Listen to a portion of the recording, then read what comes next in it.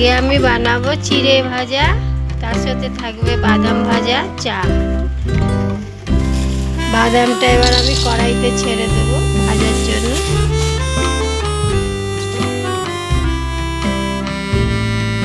এবার একটু একটু লাল হচ্ছে, লাল হলে আমি নামিয়ে আপনাকে দেখাবো। লাল হয়ে গেছে বাদামকে নামিয়ে নেব। হয়ে গেছে আমার বাদাম ভাজা, আমি বাটিতে রেখে দিয়েছি। এবার আমি চিড়ে ভাজবো, তার জন্য তেল গরম হতে দিয়েছি। তেল গরম হলে আমি চিড়েটা ছেড়ে দেবো। চিড়ের মধ্যে একটু জিরে ফোড়ন দেবো, তারপরে আমি পেঁয়াজ দেবো। পেঁয়াজটা লাল হলে আমি চিড়েটা ছেড়ে দেবো, তার সাথে দুই একটা লঙ্কা ছেড়ে দেবো। এবার আমি চিড়েটা ছেড়ে দিলাম, আমি চিড়েটা নাড়াবো। চিড়েটা এবার আমি লাল হতে ছেড়ে দেবো।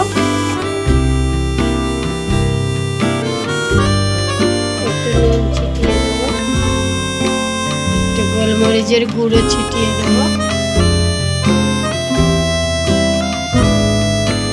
এবার আমার হয়ে গেছে, আমি একে নামিয়ে একটা বাটিতে রেখে দেবো।